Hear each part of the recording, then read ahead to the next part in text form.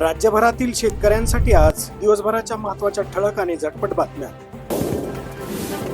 मराठा आंदोलक मनोज जरांगे पाटील यांनी धनंजय मुंडेवर आपली सुपारी दिल्याचा आरोप केलाय। धनंजय मुंडे यांनी आपल्या हत्येचा कट रचलाय आणि 2.5 कोटी रुपयाची सुपारी दिल्याचा आरोपही त्यांनी केलाय। मनोज जरांगेंनी पत्रकार परिषद घेत धनंजय मुंडेवर आरोप करून खळबळ उडवून दिली आहे। दरम्यान काही दिवसापूर्वी हल्ल्याचा कट रचला त्या प्रकरणी दोघांना पोलिसांनी ताब्यात घेतलं होतं। दुसरीकडे धनंजय मुंडे यांनी त्यांच्यावरील सर्व आरोप फेटाळून लावले आहेत। या प्रकरणामध्ये सीबीआय चौकशी व्हावी अशी मागणी केली आहे। आपल्यासह जरांगेंचं आरोपीचं ब्रेन मॅपिंग व नार्को टेस्ट करा असं आव्हान जरांगे पाटलांना दिलंय। आपल्या विरोधातल्या आक्षेपोटीत जरांगे माझ्यावर आरोप करतायत असं म्हणत धनंजय मुंडे यांनी आरोपाचं खंडन केलंय। मुंडेच्या पत्रकार परिषदेनंतर जरांगे यांनी देखील पत्रकार परिषद घेतली आणि मुंडेंचं आव्हान स्वीकारलं। जरांगे यांनी एक ऑडिओ क्लिप ऐकवली, त्यामध्ये आरोपीमधील संभाषण असल्याचा दावा जरांगे यांनी केला आहे। त्याचे लोकेशन घ्या त्या टायमाची, परळीत आहेत का मुंबईत आहेत का झालटा फाट्याला आहेत का कुठं भेटलेत, काढा लोकेशन। हे आता मागं करू देणार नाही मी। आम्ही तुमच्यावर भाषण करू, तुम्ही आमच्यावर करू, पण तू डायरेक्ट मुळावरच लोक उठवले आणि ही खूप मोठा सूत्रधार येऊ प्रमुख सूत्रधार कट रचण्याचा सामूहिक हे होती। मुंडे संघ चर्चा करून बाहेर आल्याला ह्यो म्हणला आता शोधावं लागेल, तेवढ्यात त्यो म्हणला माझ्याजवळ हायलय मग मी लागन ते देतो। मग यांची तिथं इकडे आल्यावर 2 कोटी टाका त्यांचं ते ठरलं आणि 50 लाख एक्स्ट्रा म्हणजे असं 2.5 कोटी त्यांचं ठरलं। याच्या आधी त्यांनी 5 ते 6 करोड रुपये नाशिलेले असे। एकीकडे आपण सर्व समाजाला 18 पगड जातीला बहुजन समाजाला सोबत घेऊन जात असताना हा व्यक्ती कसाच आता आवरत नाही, म्हणून यालाच पूर्णपणानं राजकीय सामाजिक एवढंच नाही तर मनोज जरांगेंना वाटतं की धनंजय मुंडे या पृथ्वी तलावरच नसावा।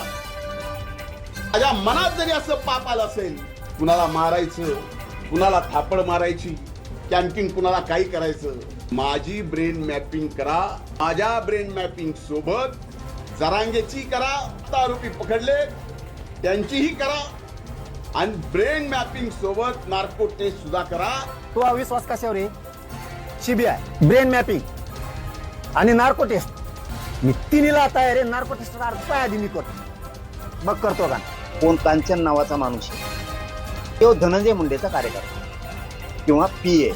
धनंजय मुंडे हे माझ्या विरोधात षडयंत्र रचण्याचं काम त्यांनी केलं। परळीला नाही, बीडच्या रेस्ट हाऊस आणि तिथं एक मोठी बैठक सुरू होती। ती बैठक धनंजय मुंडेने सोडली। हे आल्याला कळालं की याच्यापाशी 10-20 मिनिटाचा वेळ दिला। आधी तिथं एक आरोपी नेला होता याच्यातला आधी। पवारांना सरकारचा दणका, पार्थ पवारांच्या भूखंड प्रकरणाचा व्यवहार अखेर रद्द।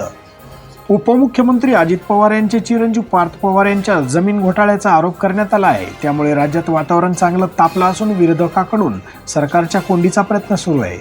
आपल्या या प्रकरणाशी काही संबंध नसल्याचा सुरुवातीलाच अजित पवार यांनी स्पष्ट केलं होतं। मला या व्यवहाराबद्दल काही माहिती नाही असं अजित पवार यांनी म्हटलं होतं। दरम्यान पोरग तब्बल 300 कोटी रुपयाचा व्यवहार करतो आणि बापाला माहिती नाही, हे कोणाला तरी पटणारं आहे काय, अशी चर्चा लोकांमध्ये होऊ लागली आहे। सर्व पत्रकार मित्रांचं मी स्वागत करतो।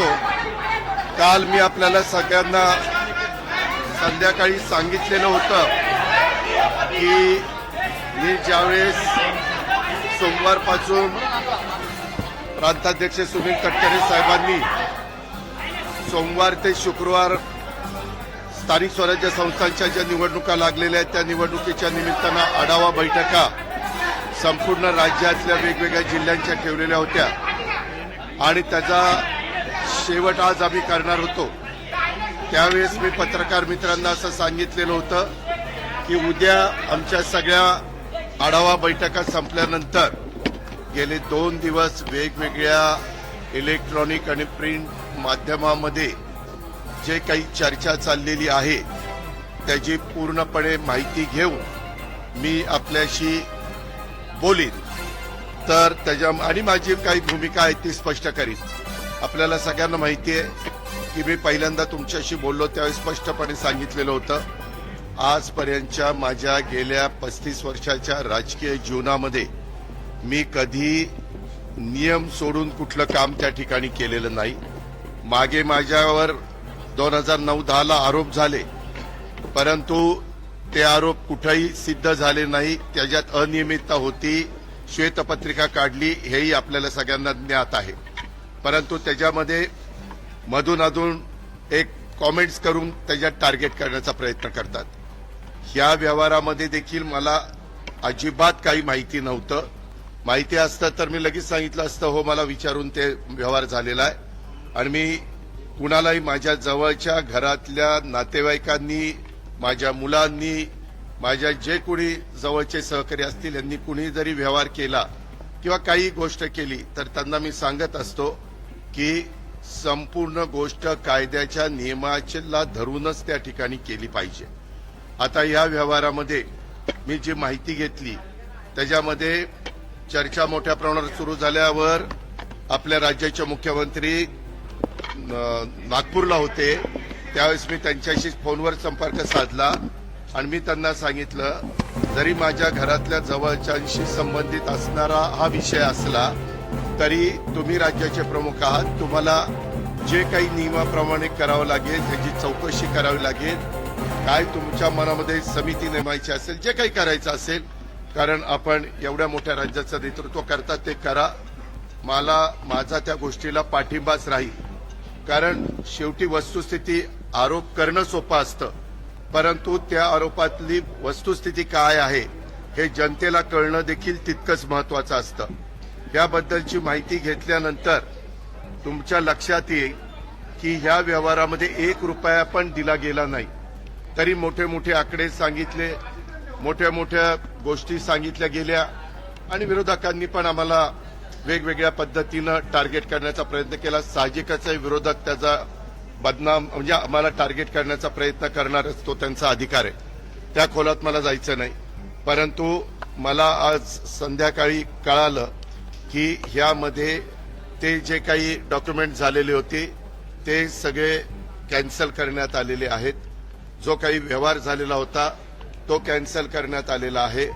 दुसरी गोष्ट, या राज्याचे ऍडिशनल चीफ सेक्रेटरी रेव्हेन्यू यांच्या अध्यक्षतेखाली काही विभागीय आयुक्त आणि काही वेगवेगळे मान्यवर यांची समिती आजच काहीतरी जाहीर करण्यात आलेली. विभागीय आयुक्त पुणे, अप्पर मुख्य सचिव महसूल मुद्रांक नोंदणी, जमाबंदी आयुक्त आणि संचालक भूमी अभिलेख, नोंदणी महानिरीक्षक व मुद्रांक नियंत्रक पुणे, जिल्हाधिकारी पुणे आणि सहसचिव मुद्रांक महसूल व वन विभाग, आणि त्यांना ह्या संदर्भामध्ये ह्या सगळ्याची चौकशी करून हे साधारण 1 महिन्याच्या आत हा अहवाल सादर करावा अशा पद्धतीनं सूचना केलेल्या आहेत. की मौजे मुंडवा, तालुका पुणे शहर, जिल्हा पुणे येथील सर्वे नंबर 88 मधील जमीन खरेदीच्या दस्तामध्ये झालेल्या अनियमिततेबाबत चौकशीसाठी चौकशी समिती नियुक्त केलेली आहे. तिनं पण पारदर्शकपणे काम करावं. साहजिकच आहे, राज्यातल्या प्रमुखांनी सांगितल्यावर त्यांचं कामच आहे. आणि हे अधिकारी जर तुम्ही बघितले तर विकास खारगेंचं गेले अनेक वर्षाचं काम, एक स्वच्छ अधिकारी म्हणून त्यांची प्रशासनामध्ये प्रतिमा आहे आणि बाकीच्याही अधिकाऱ्यांची तशाच प्रकारची प्रतिमा आहे. मला आपल्याला ह्या निमित्तानं एक गोष्ट सांगायची, मी राज्याचा उपमुख्यमंत्री असल्यामुळं माझ्या कुठल्याही अधिकाऱ्यांना सगळ्या संबंधित क्लास 1, क्लास 2, IAS, IPS या सगळ्या अधिकाऱ्यांना मला सूचना करायची की इथून पुढे देखील कुठल्याही प्रकारचं प्रकरण जर तुमच्या पुढे आलं तर ते नियमाला धरून नसेल तर अजिबात कुठलाही प्रेशर खाली न येता सरळ त्याला काट मारायची. कुणी माझ्या जवळचा नातेवाईक असो, नाहीतर कुणी माझ्या नावाचा वापर करून कुणी काही केलेलं असलं तर हे मला चालत नाही, चालणार पण नाही. पण एक गोष्ट झाली, हे 2 दिवस तुम्ही सगळ्या मीडियानी ह्या सगळ्या गोष्टी चालवल्या, कारण ती माहिती तुम्हाला मिळालेली होती. शेवटी मीडियाचं कामच आहे काय आहे ते तुमच्या लक्षात येईल ते दाखवणं. माझं म्हणणं की ज्यांच्याकडं याबद्दलचे चुकीच्या गोष्टी झालेल्या असतील त्या सर्व बाबींची चौकशी संबंधित अधिकाऱ्यांनी करावी. मागच्याही काळामध्ये जे कुठले व्यवहार झाले असतील त्याच्यामध्ये कुठंही आपण नियमाला बगल देऊन कुठल्याही गोष्टी केलेल्या नाहीत. तो माझा स्वभाव नाही. मी अतिशय स्पष्टपणे या गोष्टी तुमच्या माध्यमातून राज्यातल्या जनतेलाही सांगू इच्छितो. आणि गेले 2 दिवस ह्याच्याबद्दल जे काही बातम्या आल्या आणि त्याच्यातून माझ्याबद्दल गैरसमज झालेला असेल तर त्यांनाही ह्याबद्दल अतिशय स्पष्टपणे मी सांगू इच्छितो. यामध्ये एकही पैशाचा व्यवहार झालेला नाही. आता तो का झाला नाही, व्यवहार झालेला नसताना कसं रजिस्ट्रेशन झालं, ते कुणी दिलं, हा सगळ्या तपासाचा भाग आहे. आणि 1 महिन्याच्या आत ह्याचा सगळा तपास करतील. त्याच्यामध्ये FIR पण दाखल झालेली, 2 पोलीस स्टेशनला FIR दाखल झाल्या.